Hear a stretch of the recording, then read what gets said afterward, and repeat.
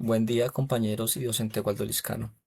Mi equipo de exposición está conformado por Lina Marcela, Alejandro Ramírez, Fernando Montoya y mi persona, Santiago Peláez.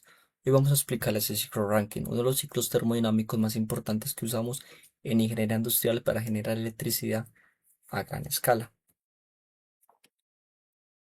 Primeramente, ¿qué es exactamente el ciclo Rankine?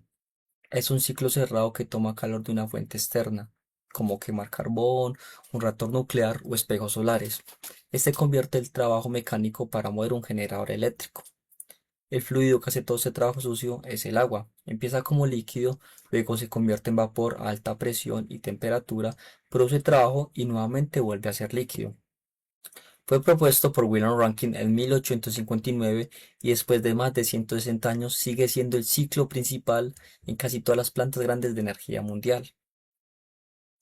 El ciclo Rankine tiene un impacto global masivo, porque genera aproximadamente el 85% de electricidad mundial, siendo la base de la mayoría de las centrales térmicas. ¿Por qué Rankine y no Carnot? Seguramente piensan, ¿por qué no usamos el ciclo Carnot, que en teoría es el más eficiente? La respuesta es 100% práctica. En el Carnot ideal tendríamos que comprimir una mezcla de vapor más gotitas de agua. Eso es muy difícil, caro y dañaría a cualquier equipo real.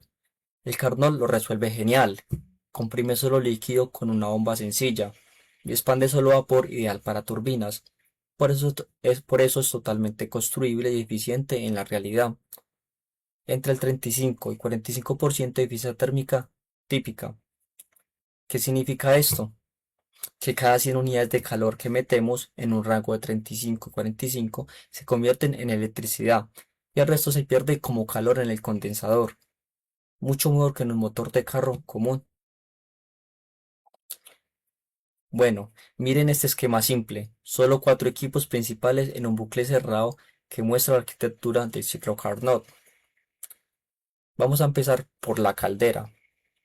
Aquí entra el calor por Qin. Ese calor convierte el agua en vapor de alta presión y alta temperatura. Pasaríamos después a la turbina.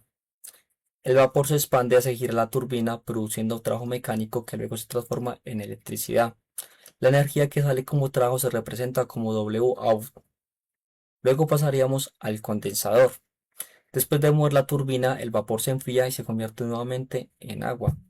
El calor que se libera en el ambiente se llama Q-off. Ahora pasaríamos a la bomba. La bomba impulsa el agua de regreso a la caldera para repetir nuevamente el ciclo. Para funcionar necesita energía, que es llamada W-in. En conclusión o resumidamente, el sistema convierte el calor en electricidad, partiendo de Qin. Se produce trabajo útil, que sería por parte de W-out. Se rechaza calor, que sería Q-out, y se necesita un pequeño trabajo de bombeo, que sería de parte de W-in. Este flujo cerrado permite reutilizar el agua indefinidamente. Ahora pasaremos con nuestra compañera Lina Marcela para que nos dé detalles del proceso uno por uno.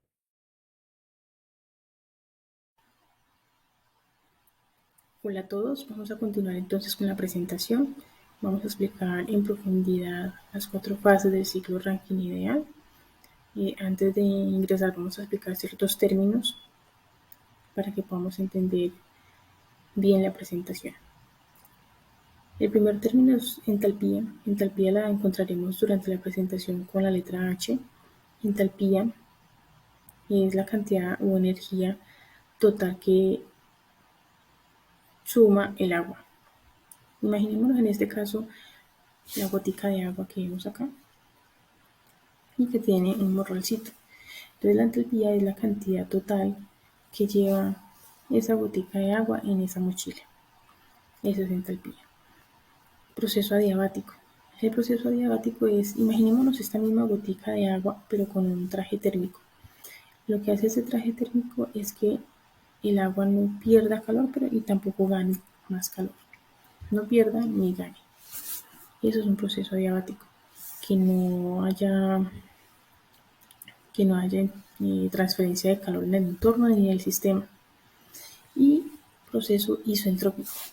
Proceso isoentrópico, como dice su palabra, iso, que se mantiene igual, y entropía es orden. Entonces el proceso isoentrópico es que la gota de agua no solamente va cargada con energía, sino que va con su traje térmico para no perder ni ganar calor, sino que utiliza su entropía, va en orden, o sea, no se choca. Ya conociendo entonces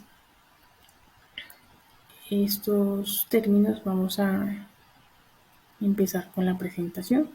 Vamos a conocer cómo las centrales eléctricas transforman el calor en la electricidad que llega a nuestras casas. Empecemos. La fase 1, que es la compresión isoentrópica en la bomba. H1, ya sabemos que el H es entalpía. H1 va a ingresar en fase líquida, agua en fase líquida ingresa a la bomba. La bomba va a generar un trabajo que lo vamos a denominar W, trabajo de la bomba. ¿Qué trabajo hace la bomba? Comprimir el agua líquida. Al hacer esta compresión, lo que va a arrojar es líquido saturado. Y ahí vamos a tener la primera fórmula. El trabajo de la bomba es igual al líquido saturado menos el agua en fase líquida. Entonces, es la energía saliente o la entalpía saliente de la bomba menos la entalpía entrante de la bomba. Ese líquido saturado que sale de la bomba va a pasar a la caldera. En la caldera, ese líquido saturado lo que va a hacer es absorber mucho calor, porque ahí manejan muchísimo calor y temperaturas muy altas. Entonces el agua lo que hace es absorber todo ese calor hasta convertirse en vapor. Ese calor que se genera en la caldera lo denominamos QH o QIN. Y ahí nos desprende una segunda fórmula, una nueva fórmula. En este caso es QIN o QH, que es la entalpía saliente, la diferencia de la entalpía saliente menos la entalpía entrante. Ya sabemos que la entalpía entrante es el líquido saturado y el saliente es el vapor, el agua ya convertida en vapor. ¿Listo? El vapor que sale de la caldera ya pasa a la turbina. Y en la turbina todo ese vapor empieza a mover las aspas, a las aspas de esas turbinas. Entonces acá esa gotica de agua, que ya no es agua, sino que ya está convertida en vapor, va a mover todas esas aspas y lo que hace es perder energía, pero no la pierde. Ya sabemos que la energía no se destruye, sino que se transforma. Entonces, acá en la turbina descarga su energía, pero la convierte en electricidad. Y ese es el trabajo que hace la turbina, pasar esa descarga de esa energía útil al generador eléctrico, y eso es la electricidad, la energía eléctrica que llega a todas las casas. SWT, que es el trabajo de la turbina, nos genera una nueva fórmula. Trabajo de la turbina, que es la entalpía que le ingresó menos la entalpía que le salió. La entalpía que ingresó es el vapor sobrecalentado. Y la que salió es un vapor, es una mezcla de vapor líquido.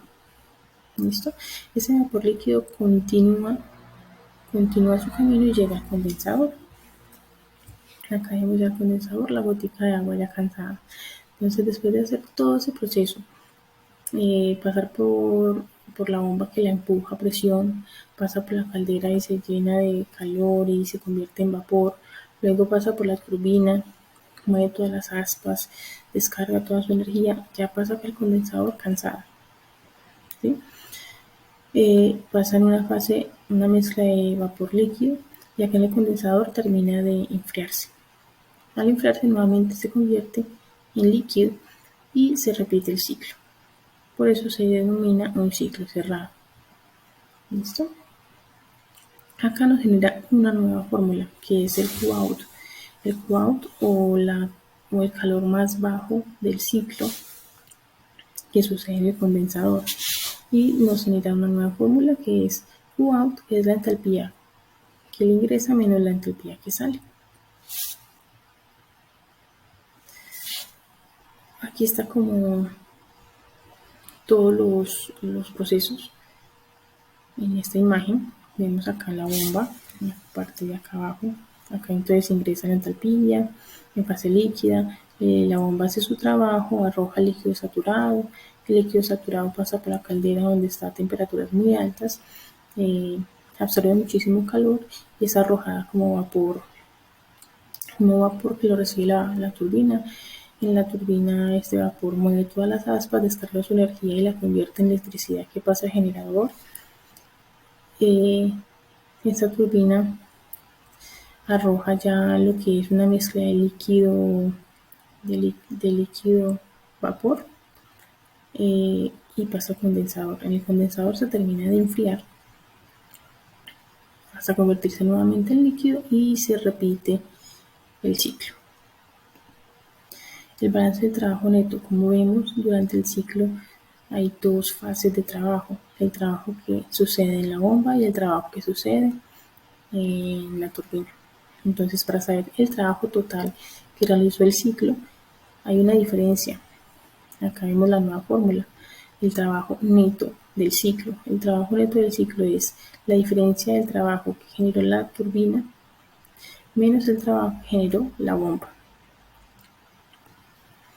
Y para saber si nuestra máquina utilizó adecuadamente el calor, está la eficiencia térmica. La eficiencia térmica lo que utiliza es el trabajo neto y lo divide por el calor entrante, que es el calor más alto. Otra formulita que tenemos que anotar. Aquí les voy a regalar este resumen de fórmulas en todos sus estados. Bueno, compañeros, muchas gracias por la atención prestada. Vamos a continuar entonces con la exposición a cargo de nuestro compañero Alejandro. Ahora vamos a ver cómo se calcula la eficiencia térmica, que es lo que más nos interesa en ingeniería industrial. ¿Cuánto del calor que metemos realmente se convierte en trabajo útil? La fórmula básica es la eficiencia, que será igual al trabajo neto dividido al calor que entra. Ese trabajo neto se calcula con el trabajo de la turbina menos el trabajo de la bomba. En la práctica usamos entalpías de las tablas de vapor, que es N igual a H3 menos H4 menos H2 menos H1 y todo esto dividido por H3 menos H2. Tomando este ejemplo sencillo y realista, supongamos una caldera trabajando a 100 bar y 500 grados centígrados, que es un vapor muy caliente, y el condensador a 0.1 bar, que es una baja presión para maximizar la expansión. En tablas de vapor, esto nos da una eficiencia ideal alrededor del 38 al 40%. ¿Por qué la bomba consume tan poco? Porque estamos comprimiendo agua líquida, que es casi incomprensible. El cambio de volumen es mínimo, así que el trabajo es pequeño comparado con la turbina. Y esto es muy clave. En ciclos de vapor, la bomba no molesta mucho. Ciclo real versus ideal. Lo que acabamos de ver es el ciclo ideal. En la vida real, la eficiencia siempre es menor. Esto se debe a que hay irreversibilidades inevitables. En el diagrama TS, el ciclo ideal es perfecto con líneas verticales que se conocen como isoentrópicas. En el real, la expansión en la turbina no es perfecta. La curva se inclina hacia la derecha porque aumenta la entropía por fricción. Lo mismo pasa en la bomba, aunque es menos notorio. Además hay caídas de presión en tuberías, pérdidas de calor por radiación y la transferencia de calor en caldera y condensador no es infinita como en teoría. El resultado, la eficiencia real baja entre 5 y 10%, o es decir, 5 y 10 puntos porcentuales. Muchas plantas convencionales operan entre 32 y 42%. Esto explica por qué los ingenieros buscan mejoras constantes. Hablando sobre mejoras principales del ciclo Rankine. Para acercarnos más a la eficiencia teórica, se aplican 3 mejoras principales. La primera es el sobrecalentamiento, que en lugar de salir vapor saturado de la caldera, lo calentamos más, por ejemplo, a 500 o a 600 grados centígrados. Esto reduce la humedad en la turbina, que evita erosión en las aspas, y aumenta la eficiencia porque el vapor entra con más energía interna. La segunda es el recalentamiento o reheat, que es después de expandir parcialmente una turbina de alta presión, recalentamos el vapor en la caldera y lo mandamos a una turbina de baja presión. Lo que hace es permitir más expansión sin que el vapor se vuelva demasiado húmedo y sube la eficiencia de un 4 a un 6%. La tercera y la más importante es la regeneración. Esto consiste en que extraemos vapor de etapas intermedias de la turbina y lo usamos para precalentar el agua que va hacia la caldera en calentadores de alimentación. De esta forma reducimos la cantidad de calor que hay que añadir en la caldera y la eficiencia puede subir hasta 42 a 48% en plantas modernas con varios calentadores. Estas mejoras son las que hacen que las centrales actuales sean mucho más eficientes que el ciclo simple básico. Continuando, vamos a hablar sobre las aplicaciones en el mundo real. Para ello, vamos a hablar de la termoeléctrica convencional. No sin antes, quiero indicarles que esta tecnología no es solo teórica, realmente es el motor detrás de diversas fuentes de energía. Para poder entender un poco mejor, vamos a hablar o imaginar una máquina gigante que transforma calor en electricidad usando agua como intermediario. Para que esto ocurra, deben de haber 4 etapas. La primera etapa es donde se quema carbón, gas o petróleo en una caldera. Este fuego calienta los tubos llenos de agua. Luego, el agua se convierte en vapor a temperaturas altísimas.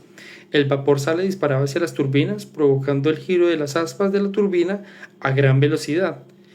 Por último, la turbina es conectada al generador. Al girar dentro del campo magnético se produce la energía eléctrica que llega a los hogares. Ahora vamos a hablar sobre la cogeneración industrial. Decimos que la cogeneración industrial es producir 2 formas de energía, calor y electricidad, usando un solo combustible. Esto implica que haya una eficiencia del 75 al 90% en comparación a la tradicional, con una eficiencia del 35 al 45%. Para poder tener un concepto mucho más claro, traigo de cotación lo siguiente. Imaginémonos cocinar arroz y aprovechar el vapor de la olla para calentar unas verduras. Usas la misma llama para 2 tareas a la vez. Ahora tenemos lo que es el solar térmica o CSP por sus siglas, Concentrated Solar Power o poder solar concentrado. Esta tecnología usa espejos para concentrar el calor del sol y hervir un fluido. Es la versión termoeléctrica de la energía solar, donde el quemador es el sol en lugar del carbón. Para poder llevar a cabo este proceso se requieren de 3 etapas. Primero que todo es la concentración. Miles de espejos reflejan la luz en un solo punto. Estos puntos pueden ser un tubo o una torre. Luego viene la etapa del intercambio. Ese calor calienta un fluido. Ese fluido puede ser aceite o sales. El fluido caliente baja por el agua para crear vapor.